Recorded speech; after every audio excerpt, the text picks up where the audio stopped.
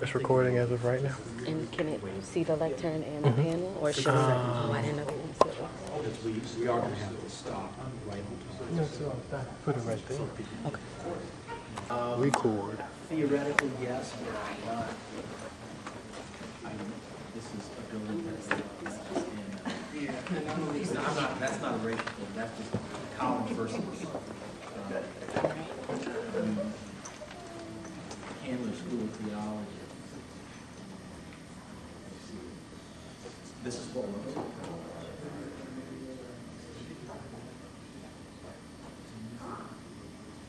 Okay. You want the there are two screens. Do you want the closest one?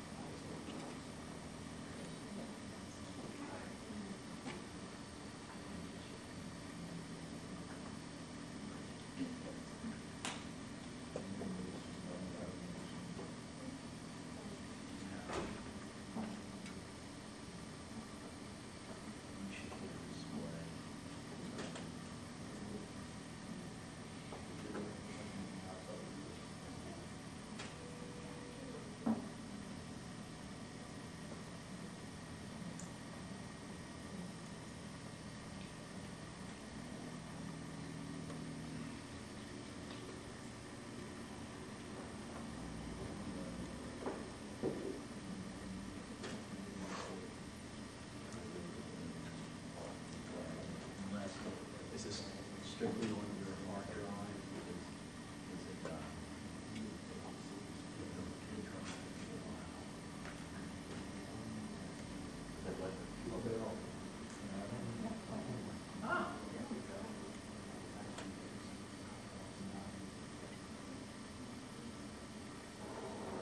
Thank you for your patience. We are. Did you muted it yourself? The screen yourself? Oh, okay. We're going to get started in just a few minutes. Our third panelist isn't here, but if she's not here momentarily, we're going to go ahead and get started anyway. If Maleda doesn't come, I'm sorry, but I'm sorry. And I'll go ahead and say it is your name and the title of your meeting.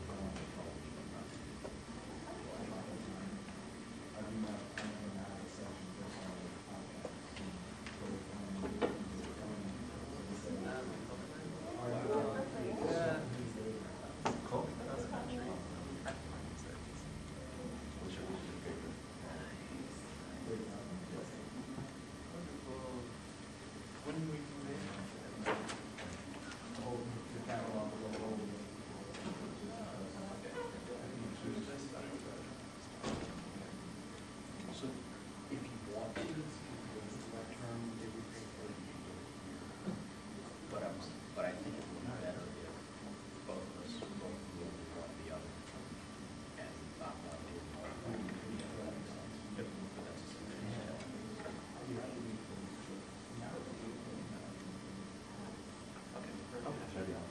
So I'll start off. I'm just going to sit down.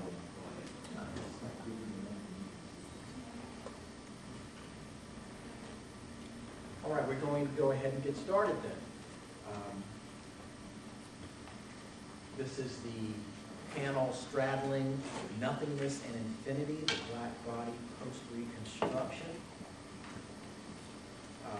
Per the program, our first speaker should be Maleda, Belilgne, but she's not here right now, so we are going to stay in order. So our first speaker will be Priya Kandaswamy, and then Michael McGee. Ms. Kandaswamy from Mills College will be giving her paper Heterosexual Genealogies, National Alienation, Marriage, and Citizenship in Reconstruction South. And Michael McGee will be from the University of California, Berkeley, who will be giving his paper Disalienation, the Prerequisite to Freedom. So please first welcome Ms. Priya Kandaswamy.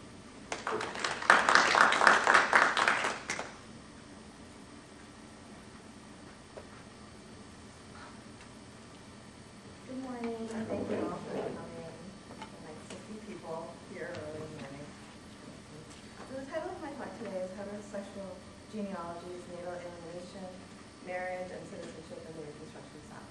And I really only have one image that I'm going to show today, so this is kind of a background, actually, to frame what I'm talking about. So in June of 1866, Marriage of a Colored Soldier at Vicksburg by Chaplain Warren of the Freedmen's Bureau appeared in Harper's Weekly magazine. The image depicts a young couple whose hands clasped and eyes cast downward as an official of the Freedmen's Bureau performs their marriage ceremony. Invoking the nationalist trope of the soldier returning home from war to marry the woman he left behind, the image links military service, marriage, and masculine citizenship. The soldier, having demonstrated his masculinity in war, has earned freedom from slavery and the freedom to marry. Given the ways that slavery was rationalized through discourses that represented the enslaved as childlike, the image frames marriage as a passage into adulthood, not just for individuals alone, but for the race as a whole. This image quite literally places heteronormativity at the center of the emancipatory moment, as the institution of marriage both marks and mediates the transition from the time of slavery to the time of freedom. The question of time is central to the image, as it speaks to two prominent white anxieties about emancipation. Were free people ready for citizenship? And now that they were free, how could their time be directed back for the essential labor they had performed while enslaved? Marriage offered an answer to both of these problems, as both a step forward on the path toward civilization and a means of settling and stabilizing a potentially transient population. In the singular moment of the wedding, the image from Harper's Weekly captures a relationship between the making of heterosexual families, the making of racialized and gendered citizens, and the remaking of the nation in the aftermath of the Civil War. The simultaneity of becoming free, becoming citizens, and becoming married is indicative of the vital role that marriage would play in the transition from being legal property to becoming racially subordinated citizens. Central to what Judith Halberstam has called straight time, marriage connects everyday life, organized around domesticity, to the past, present, and future of the nation. In this context, we might see the extension of marriage rights as part of an effort to assimilate free people into the institutions of citizenship. However, marriage was not only embedded in gender and sexualized temporalities, it was also key to a racialized construction of civilization that measured racial progress in gender and sexualized terms. As the image shows, marriage both signified inclusion into citizenship, while at the same time reiterating the white heteropatriarchal norms that had rationalized slavery. Looking specifically at the Freedmen's Bureau's marriage promotion practices, this paper traces the processes by which heteronormativity was constituted as central to African American citizenship and its alienating effects. Marriage was the legal mechanism for legitimating kinship ties amongst the formerly enslaved, the institution that held the promise of undoing the social death of slavery. However, participation in marriage simultaneously erased other possibilities for organizing kinship and embedded individuals within the generational constructs of time that were central to racist ideas of nation and civilization. In the face of a history of social death, marriage records produced a heterosexual genealogy freed people, one that simultaneously allowed them entrance into the nation and bound them to gendered individuality that would be the basis for their continued subordination. Orlando Patterson characterizes the slave as a genealogical isolate, severed from social ties in the present, as well as from connections to past ancestry and to future generations. Given marriage's central role in establishing and legitimating kinship within the U.S. legal system, the denial of the right to marry was critical to the protection of enslaved people as socially dead. As Amy G. Stanley notes, marriage was also a contract relation in a society that defined freedom in primarily contractual terms. Slavery was distinguished by the fact that enslaved people could not enter into contracts, both in terms of their labor and in terms of marriage, because they were not recognized as self-possessing individuals. Thus, the inability to marry was one of the key facets that distinguished the enslaved from other workers. As Stanley notes, contract marked the difference between freedom and coercion, and it was because of its contractual nature that marriage became an important sign of freedom. However, the prohibition of marriage was not just a question of exclusion from the institution. Rather, it was an important component in the constitution of marriage and the system of heterosexual kinship it secured as normative markers of freedom and civilized life. The prohibition of marriage did not deny slaves kinship as it was did not just deny slaves kinship as it was organized through marriage. It also erased a broad range of kinship and sexual relationships that existed amongst enslaved people. While the heteronormative lens that structures how much of African American history has been written often invisibilizes queer sexualities within enslaved communities, many scholars have noted strong traditions of non-heteronormative kinship formation within the African diaspora. These queer relationships were unrecognized by the state as well. However, they were not named in law as a right that was denied. The prohibition of marriage alone normalized the institution as synonymous with family and linked it to freedom. In its denial, marriage was constituted as part of what it meant to be legally free.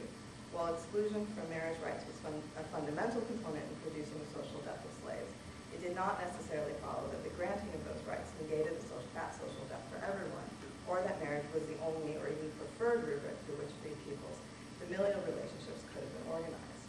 Patterson concludes that the meaning of freedom emerged as a necessary consequence of the degradation of slavery and the effort to negate it. Likewise, the valorization of marriage was grounded in the terms of slavery and subordination, even as it was held up as a pathway to freedom and citizenship. This connection was frequently reiterated in abolitionist discourse, which frequently cited challenges to the heteropatriarchal family as one of the primary horrors of slavery. Frederick Douglass argues that slavery worked to blot out the institution of marriage, and the African Methodist Episcopal Church equated slavery with, quote, fornication, adultery, and concubinage. The abolitionist Harriet Beecher Stowe even went so far as to argue the worst abuse of the system of slavery is its outrage upon family, one which is more notorious and undeniable than any other. After emancipation, marriage was seen as central to the transition from slavery to citizenship, and the Freedmen's Bureau adopted promoting and registering marriages amongst freed people as one of its primary activities. Bureau officials identified the absence of marriage as one of the greatest challenges to freed people's incorporation within the nation, and described freed people's choices not to comply with the institution of marriage as, quote, an evil that needed to be corrected, or as Bureau Officer J.P. Lee wrote in 1866, a great stain that ministers, teachers, and Bureau officers were working to remove. Bureau officers fixated on practices such as couples taking up together or cohabiting without marriage, the potential transience of free people's relationships, sexual promiscuity, prostitution, and having children outside of marriage. As Mississippi Bureau agent Cruz observed in 1867, quote, the marital relations of the colored people generally, I'm sorry to have to state, are in a most deplorable condition. They seem to pay but little attention to the sacred requirements of the marriage relation. In most instances, living together and calling themselves man and wife, as long as it conveniently suits them. In many instances, they're the possessors of several wives and also several husbands. This deplorable state of morals has been permitted to exist among the colored people in state of slavery, yielding a large revenue to their owners. Now that they are free, some steps should be taken to remove this evil. Statements such as these suggest, in contrast to the image from the opening of my talk, that many free people did not see marriage as fundamental to their freedom and often chose to opt out of the institution even when it became legally available to them. However, these choices were not understood by Bureau officials as expressions of agency, rather as a sign of moral degeneracy and a lack of preparedness for citizenship. Bureau officials cited these choices as evidence of slavery's dehumanizing effects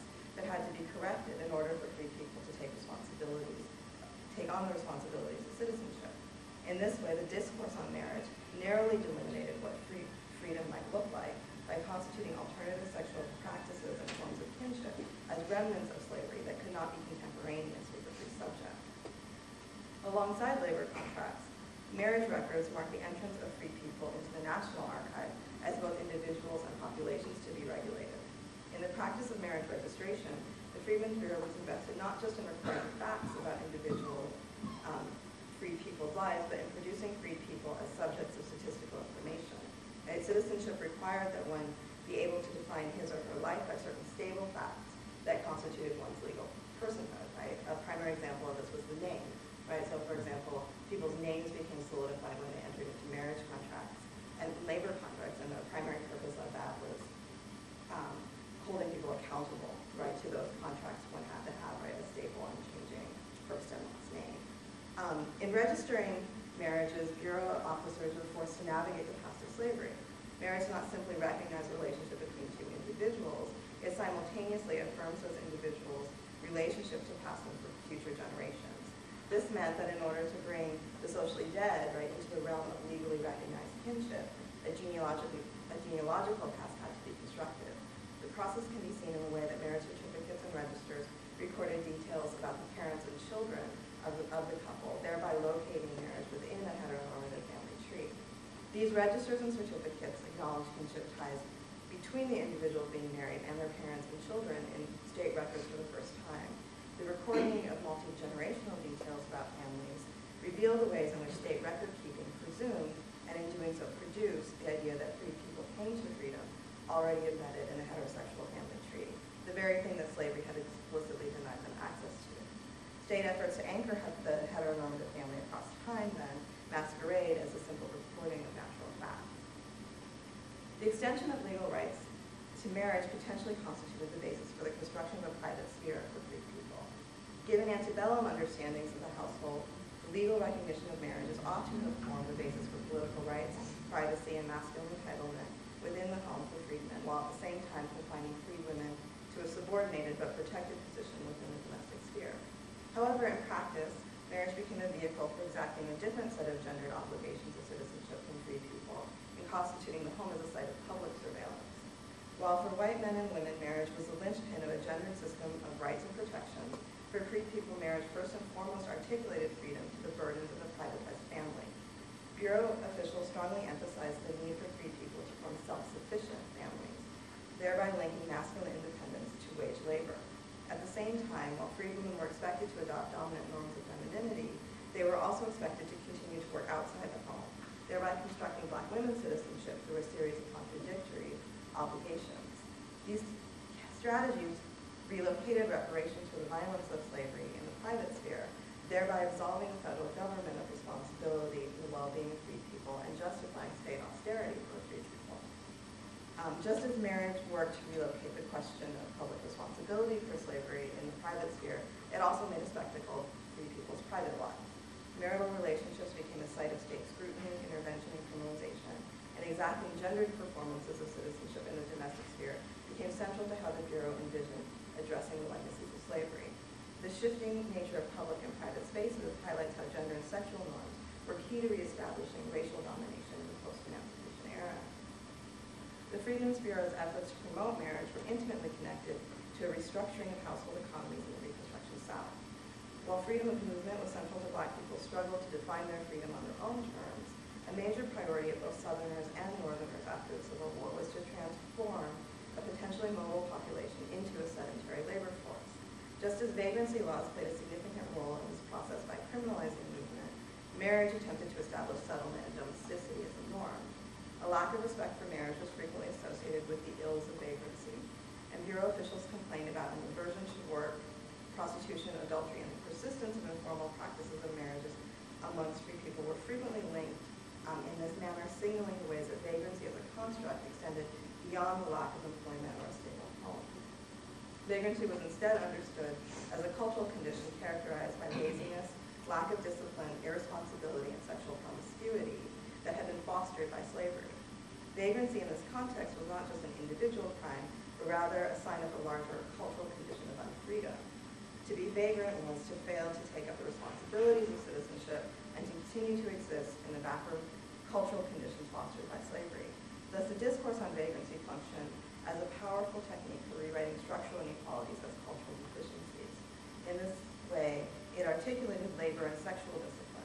way that it articulated labor and sexual discipline, marriage offered a means of expunging these vestiges of unfreedom and cultivating liberal subjectivity.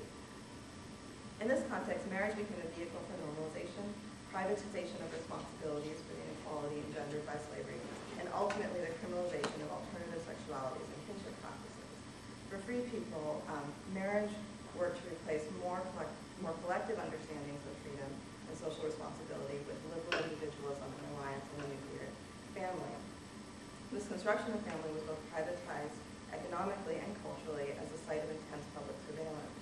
A cornerstone of the definition of citizenship through a set of impossible gendered obligations, marriage worked to both delegitimize free people's claims for even minimal material support from the state and to criminalize those who did not or could not comply. In practice, the gendered ideals of freedom espoused by bureau officials were both limiting and contradictory. Masculine independence functioned more as a constraint than an expression of autonomy. Not only were the terms of independence predetermined in relation to free people, the heavy emphasis on demonstrating one's independence through labor discipline and financially supporting a family transformed independence into an obligation to be filled, rather than a basis for autonomy. Furthermore, one of the primary attributes of masculine independence was in fact continued dependence on white employers. On the other hand, the discourse on feminine dependency curtailed freed women's access to political power. Freed women were expected to engage in wage labor and provide for children in many of the same ways as freed men. However, the construct of female dependency functioned to devalue their labor and further limit their power in shaping the terms of their work. Both masculine and feminine citizenship were defined in contrast to the vagrant who embodied the negative consequences of improper dependencies on charity or the state. Bureau officials believed that enforcing gender norms would make the formerly enslaved into men who conformed to liberal ideals of independence and women whose dependency was contained and controlled within the household, thereby cultivating the characteristics necessary for the proper exercise of freedom. These gendered constructions of citizenship rationalized state austerity and toward free people as potentially redistributive processes became understood as charity that might foster vagrancy and undermine the construction of self-sufficient families. In addition, marriage formed the basis for new forms of criminalization as the legal recognition of marriage simultaneously constituted adultery, desertion, fornication, failure to provide for children, and a whole host of other things as crimes that could be punished. Michel Foucault draws attention to the growing centrality of normalizing forms of power to the modern state. Foucault highlights the transition from sovereign power that is exercised primarily through the capacity to kill, to the emergence of disciplinary power and biopower that focus instead on cultivating the life of the population. Norms figure centrally in these new forms of power as they connect discipline exacted on the individual body to the regulation and control of populations. For example, gendered norms of citizenship link individual performances of gender to the management of new populations of free people. Foucault argues that these forms of normalizing power do not replace sovereign power, but rather delimit it. In this context, race takes on a new significance as marking the break between what must live and what must die, right? Between those bodies that are governed through norms and those bodies that are seen as alien and marked for death. Drawing on Foucault's framework, it's tempting to see the Freedmen's Bureau's emphasis on gendered norms of citizenship as an extension of biopower and consequently a sign of the inclusion of free people into the national population, even if inclusion came at tremendous cost. However, in actuality, racism did not just delineate the proper exercise of sovereign power, it also complicated the way the extension of these norms functioned. Gendered citizenship was itself a racial construction, and as Bureau officers sought to enforce particular constructs of masculinity and femininity, they were really demanding that free people mimic the white ideals of civilization that had justified slavery in the first place. Not only did this demand preserve the epistemological foundations of white supremacy, in doing so, it constituted free people as perpetually behind at citizenship. To the extent that free people could not shed their blackness, they could never truly reach the gendered ideals of whiteness. Blackness continued to signify free people's backwardness and formerly enslaved condition, and the most visible manifestation of this to Bureau agents was indeed a deviant genders and sexuality. This supposedly backward condition became the basis for the construction of a stratified structure in which citizenship came to mean different things for differently racialized populations. While Bureau officers spoke extensively about the reform of free people, the language of reform was less about integration and more about situating free people as incomplete citizens in need of education and surveillance. In this sense, blackness signified a racial boundary within the construction of citizenship.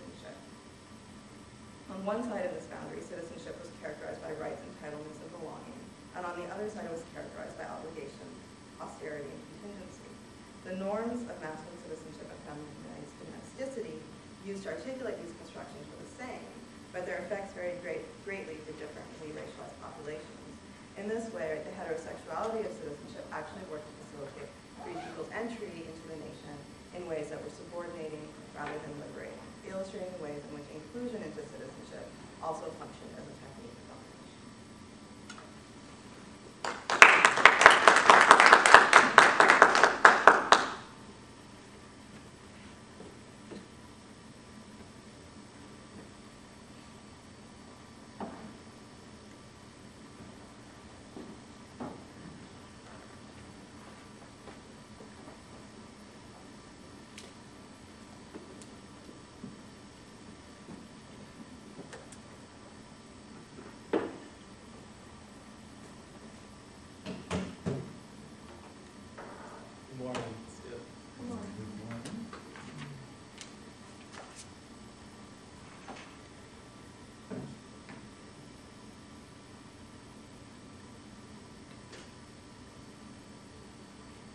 I really want to thank all of those who worked to put this together, particularly this panel. The paper was amazing, and I think just the continuity between topics shows great diligence and know-how by the collective. So I'll get started. In the time between the Emancipation Proclamation and today, we've celebrated the 150th year anniversary of that historic document.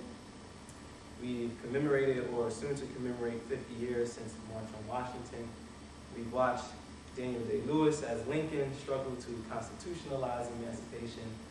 And we've also watched Jamie Foxx perform a revisionist history of a freed slave in love wreak havoc on white bad guy slaveholders. Within these 150 years, much attention has been given to the effects of alienation caused by nearly 250 years of slavery and the legacy of slavery that persists in many ways today, and to the belief that freedom rights all of the wrongs of America's peculiar past. In our multicultural, arguably by some post-race, and we have a black president yet again moment, national focus is preoccupied with the celebrations of what appears to be freedom, so much more so than the remnants of slavery extending through abolition. And so much so, rather, that the remnants of slavery that extend through abolition get lost in a lot of the cheering. But if we are to go back and scrutinize the celebration of emancipation, we can see that the history of freedom in America also has alienating effects, with a lasting legacy on how we approach and understand freedom today. In addition to the legacy of slavery, the alienation that occurs at the moment of emancipation is one of the central challenges struggles for freedom must overcome. In fact, I propose, in order to effectively neutralize the lingering effects of slavery, articulations of freedom must first speak to the alienation that occurred in this moment of emancipation. To illustrate this point further, I'm going to talk briefly about how alienation occurred in that moment of emancipation, how the various programs for freedom that black leadership developed in the late 19th century all sought after inclusion, and how the ways in which freedom was more of a space of negation and absence rather than anything definitive or even remotely defined. So first, contrary to popular belief, the Emancipation Proclamation did not effectively free the slaves. This is also one of my favorite moments in teaching semester to semester, when students actually find out what the provisions of the Emancipation Proclamation are. And you get a range of responses from shock, disbelief, I felt like I've been lied to, I'm not too sure if Lincoln is that great of a guy now. So it wasn't until the 13th Amendment that slaves were legally considered free. And even then, they were considered free by way of abolition, or simply put, because slavery ceased to exist. And this, the triumph of emancipation, is also the tragedy of emancipation. Blacks were no longer subject to domination under chattel slavery. Black Americans were now free, or rather, freed. However, as James Weldon Johnson says, The Emancipation Proclamation was a first step, and it was only a legal step. The slaves were not made free, they were merely turned loose. As a very specific first step, the triumph of emancipation was short-lived. And regardless of what Southern apologists, racist whites, and elite black advocates of morality and respectability argue, the gains of the Emancipation and Reconstruction eras were lost because the victory of emancipation was incomplete. Blacks were released from enslavement, turned loose, but to what and where were they released?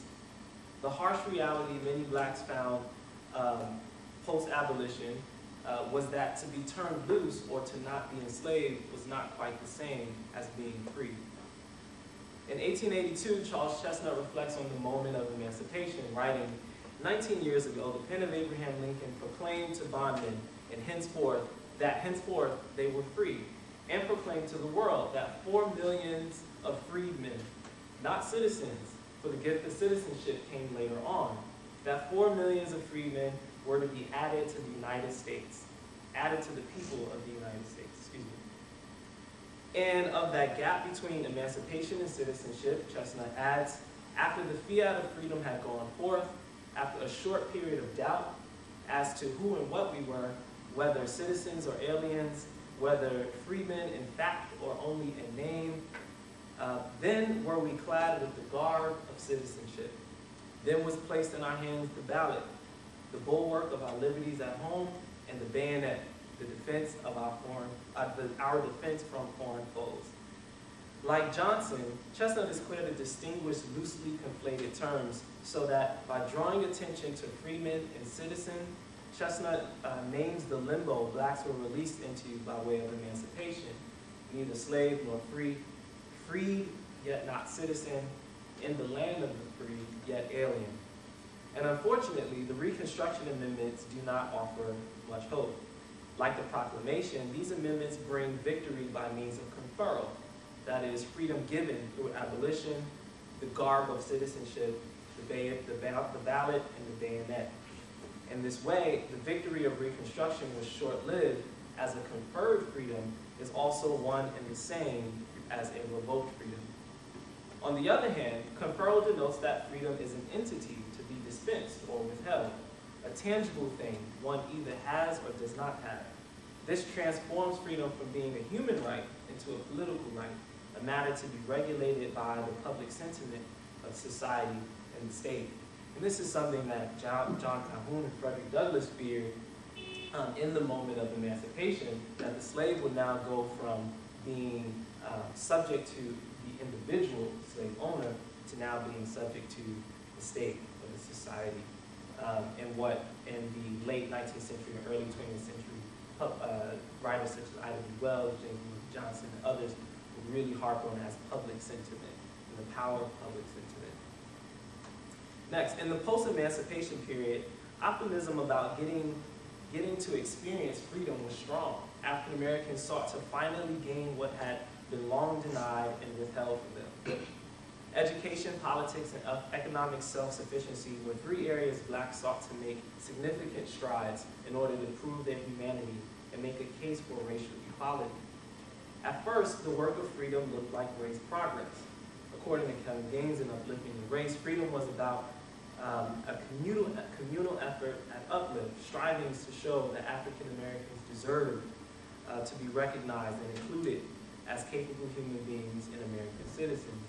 With the demise of Reconstruction and the disenfranchisement of blacks, Gaines notes a shift in the goal of uplift. In fact, a significantly different notion of uplift developed, one that was class-based, notably individualistic and elitist, and that sought to use moral, economic, educational, and cultural capital to separate from the black masses denigrated by a united white supremacist South and a disinterested North. The goals of this version of uplift also followed the order of emancipation, delivering the black masses from their miry clay and clothing them with the garb of citizenship, respectability, and with Victorian aesthetic morality and moral values. Black leadership in this thread of uplift ideology participated in what Syed Harman calls the burdened individuality of freedom by severely regulating what freedom means and looks like according to a standard of Western white aesthetic values. Freedom was premised on solving this race problem.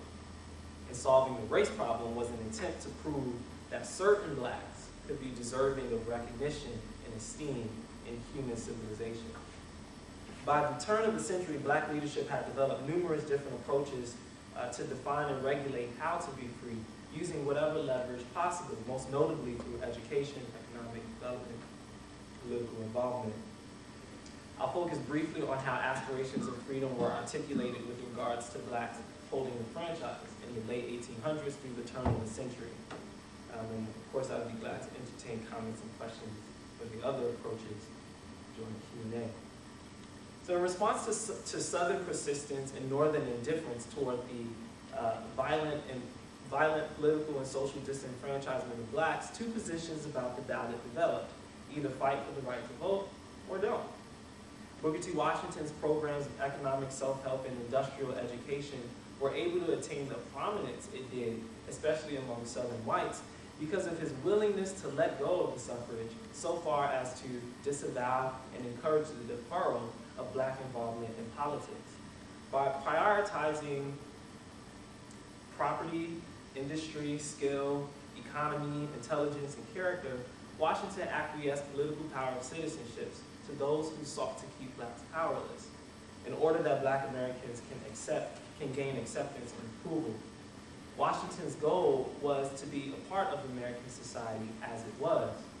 And even his black nationalist tendencies, nationalist enough to inspire a young Marcus Garvey, Washington's vision of freedom looked like inclusion of the black force in America. His primary effort was to foster friendship and cooperation between the races. And this was an effort at inclusion on racist and segregationist terms, even if it meant supporting the disenfranchisement of blacks. Charles Chestnut offers a rather critical stance against Washington's position.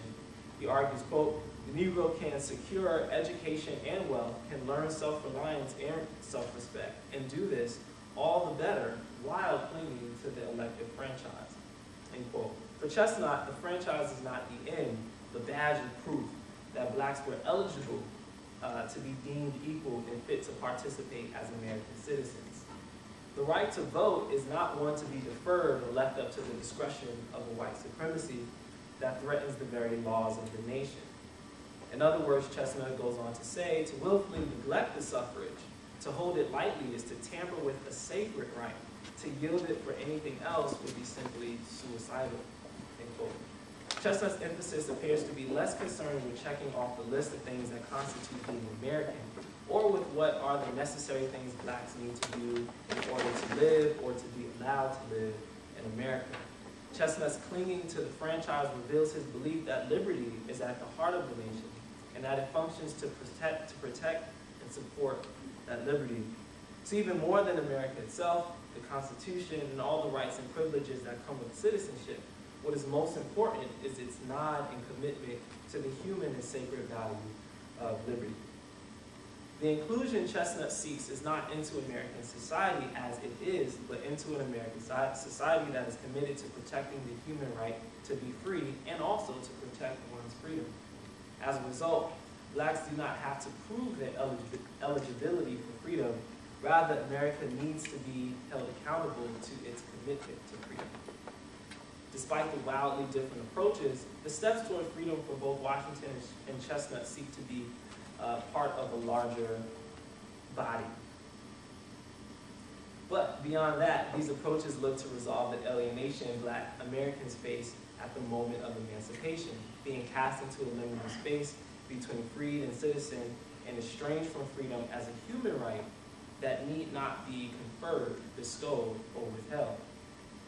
A critical part of why the meaning of the play for freedom is so divergent is because freedom in America is largely characterized by negation and absence.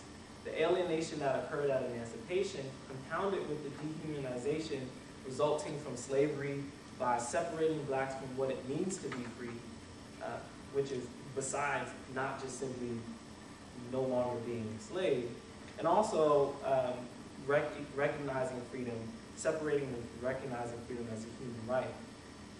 The space of freedom is rife with uncertainty, absent of any concrete meaning besides what it is not. That is, not slave and not equal. Ida B. Wells, Chestnut, and later James Weldon Johnson, amongst others, recognized the power of public sentiment defining the status of Black Americans. Consequently, programs and agendas for freedom sought to address the qualifications public sentiment met out as the basis for the acceptance of Blacks as free and equal citizens. Either that or forsake a discriminatory and prejudiced standard for being free in America altogether. Taken together, whether these are positions of integration, assimilation, Black nationalism, or separatism, each sought to create a presence from a place of absence. That is, to define a space where Black people can be, exercise, and protect their freedom. Articulating what this freedom means, what it looks like, and how it can be realized requires making a move toward unlearning freedom as merely the negation of freedom, rather the negation of slavery, and addressing the alienation resulting from slavery and the incompleteness of emancipation and abolition. The work of disalienation requires identifying the intersection of humanity and freedom. And this is not the burden borne by those who are not free and are trying or wanting to get free. This is the responsibility of everyone who says they value freedom and who cares enough to protect their freedom. Therefore, it is not enough to memorialize or celebrate events of freedom or rest in the distance between what oppression used to look like and what conditions appear to be now.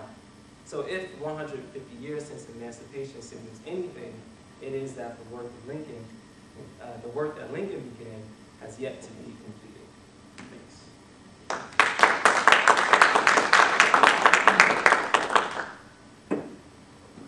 We have quite a bit of time, largely because one of our panelists is not here. So please feel free to raise questions or to make comments. Thanks for the talks. My first, I have several questions and comments, I guess, but I'm trying not to hog the time.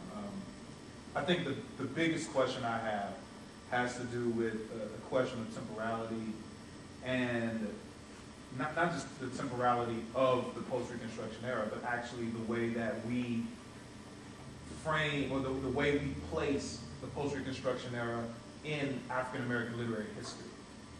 Because on the one hand, when I look at the title, Straddling, Nothingness, and Infinity, the Black Body Post-Reconstruction, I feel like it seems to me the effect of the claims that you guys are making are actually saying that to actually even understand post-Reconstruction, we have to go before that to make to understand it in a different way. And am I following you guys correctly there? Because when I think about that image, about the marriage, you're going back to 1866.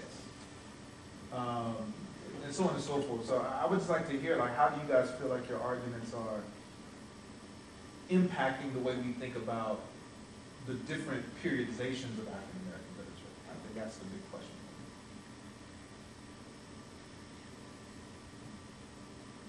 I guess I can say to that in terms of, this is a piece of a project that is actually looking at kind of history of the American welfare state. So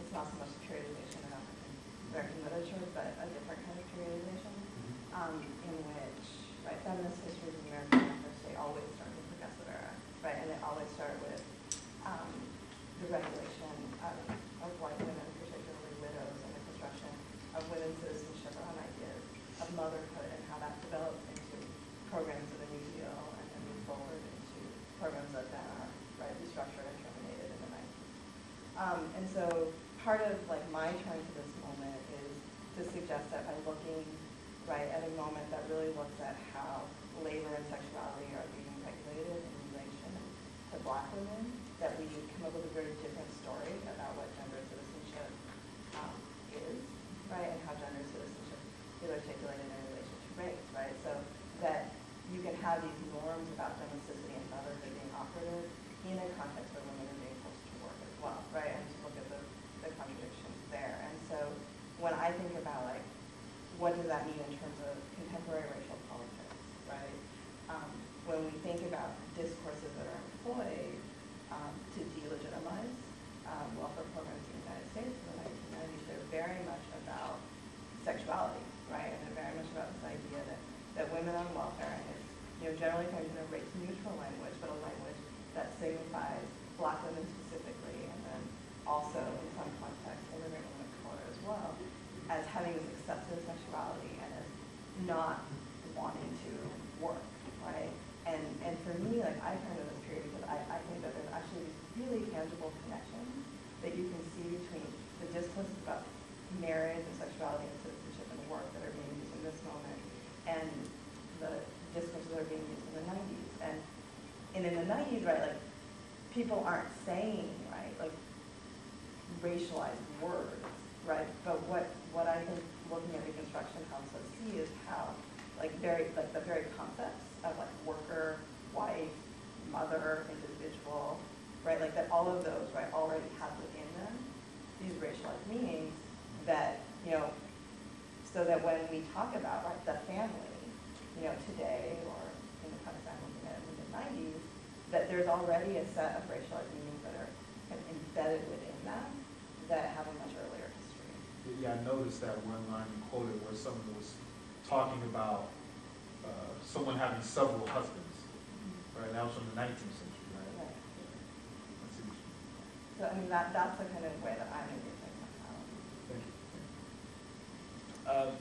The thing that interests me, this is also part of a much larger project that spans roughly about 100 and some odd years between emancipation and the Civil Rights Act of 1964.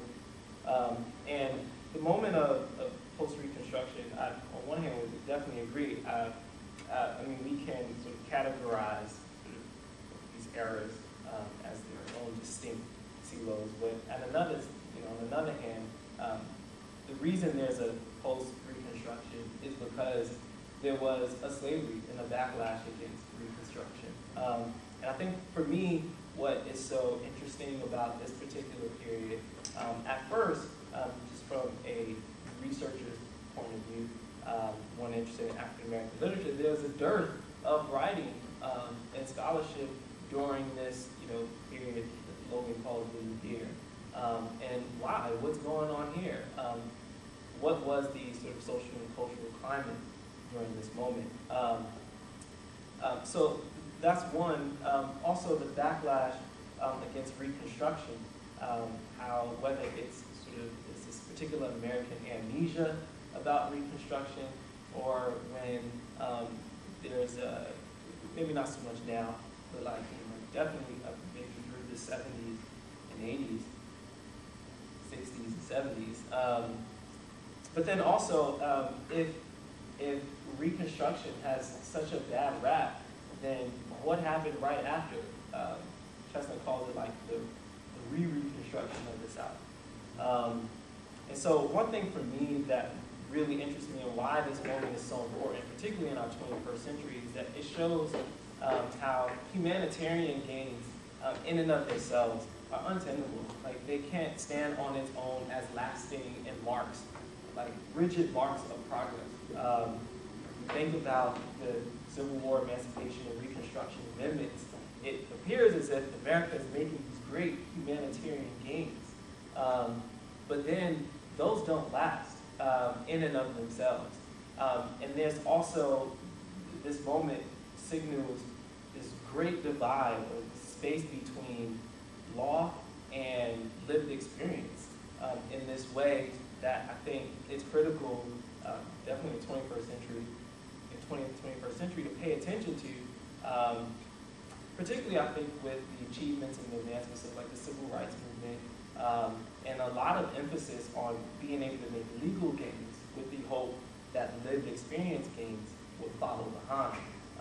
And I think that sort of 1-2 progression was the exact problem that even created the social and cultural climate of post-Reconstruction. And just that was the same thing, like, and it's such an interesting question, right? Because like there is also a way in which like turning to Reconstruction is turning to this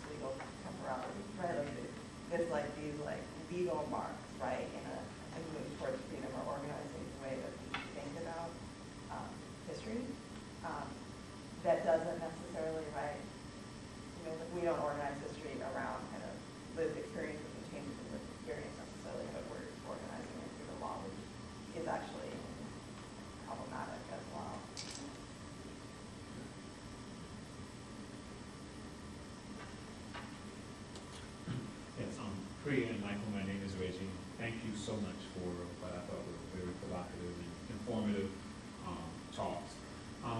Priya, I had a question, and Michael, I had a question also.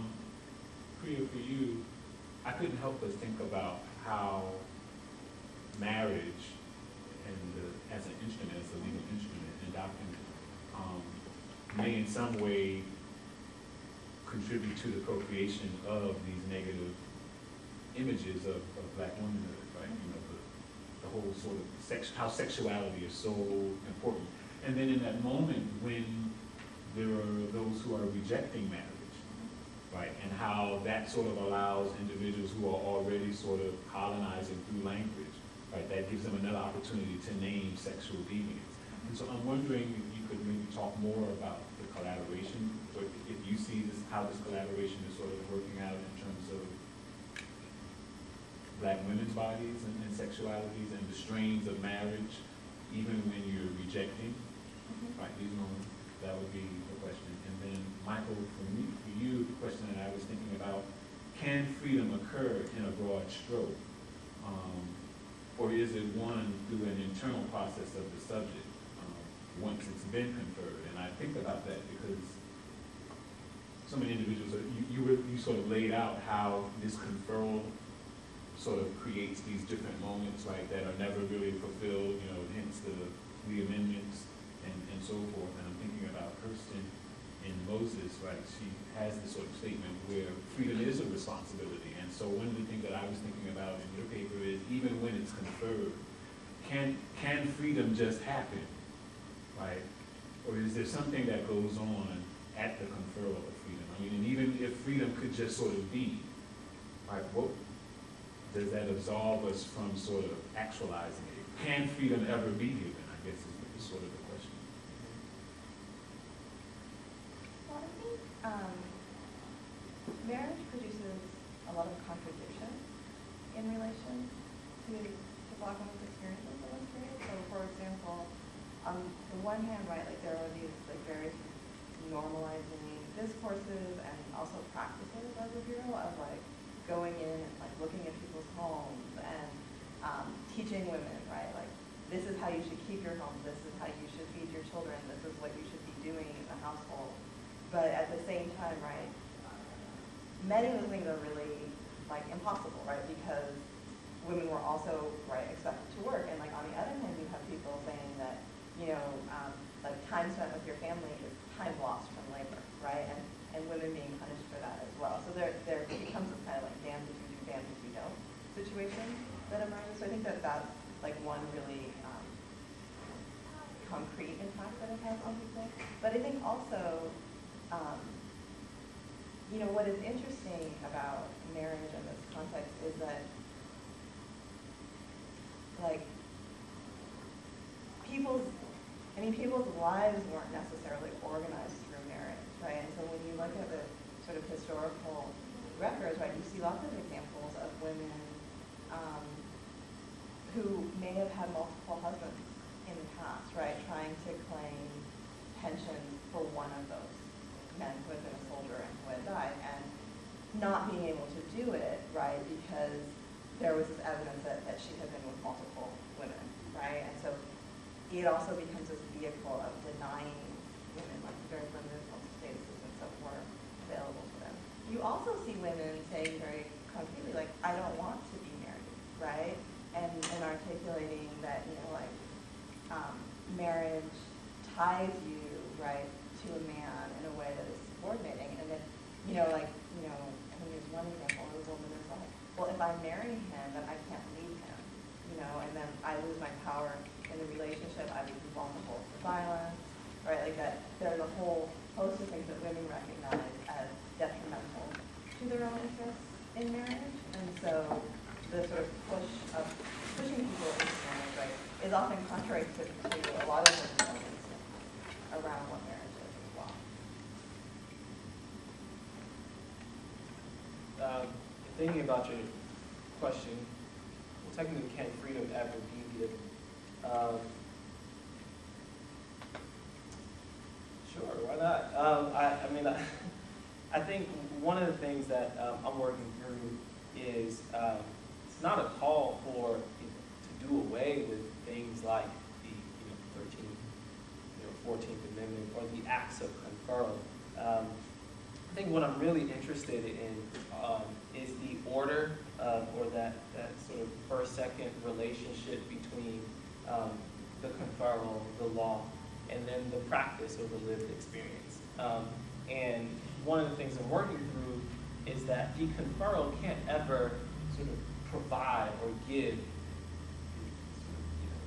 the ability to be free, or even the know-how of what freedom means.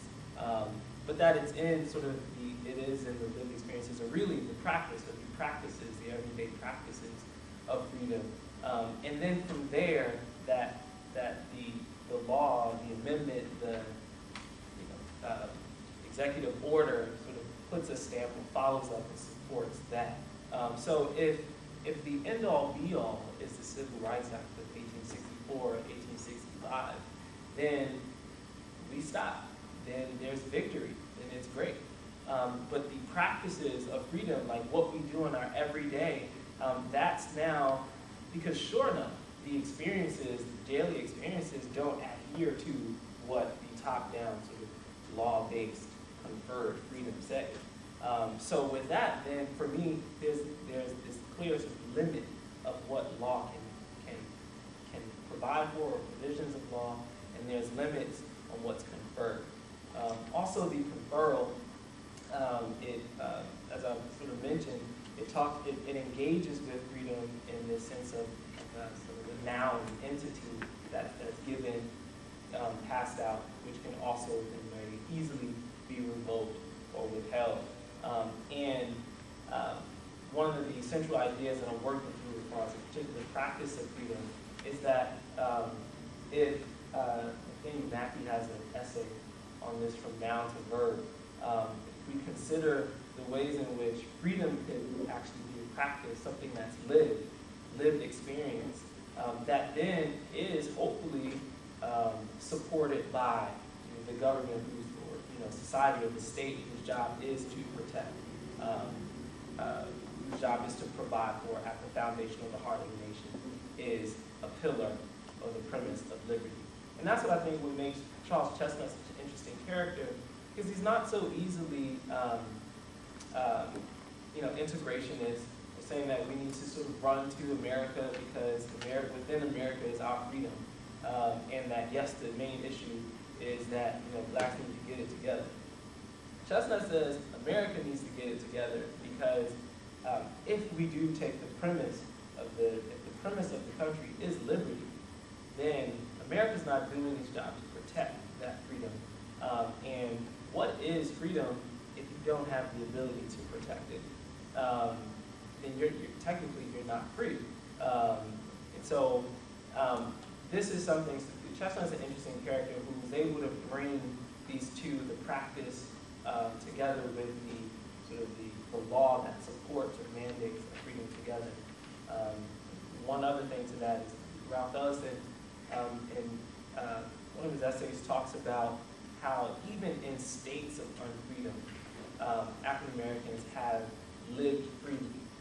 And it's in that moment, it's in that space right there, that even if sort of law doesn't provide, or the state doesn't provide the space for a mandated or conferred freedom, that yes, that there's a practice of everyday living where freedom is lived out in these ways where there's agency involved, even though those who may define it may say that's not agency, it shows an unpreparedness for being fit for citizenship, or it shows a particular legacy of slavery. But that these are sort of furtive acts and practices of actually living freely. It'd be great if that happened and then the law sort of supported that right behind that, rather than the law mandating and then practices scurrying to try to line up to the conferral.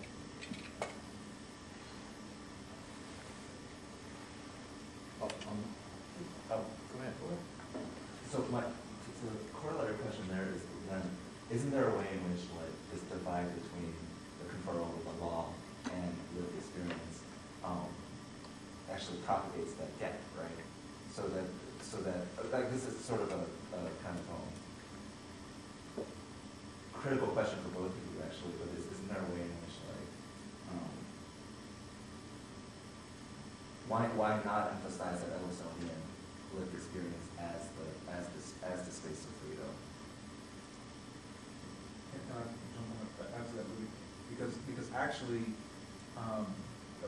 Michael, based on the commentary you're giving, I mean, if we look at some other texts in the Black tradition, like Black Reconstruction, I mean, actually Du Bois does argue that it was practiced first, and then he says, you know, Lincoln was only giving legal sanction to what was already accomplished fact. So it seems to me that there's something about the way the law works that produces an erasure to reverse the situation, rather than, it wasn't that it was law first then practice, it's that there's something about the law that reverses it, so we think the law sanctioned it first, and then we could do it afterwards, when it was really in the other way around. I mean, that's what I think I'm hearing in the discussion.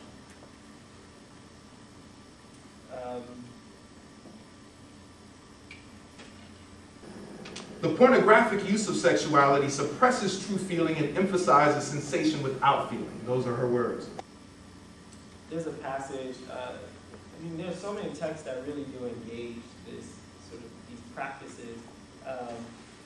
And one thing for me that's tremendously important to understanding, from the way I understand freedom, particularly freedom as this sort of lived experience of the practice of freedom, is movement.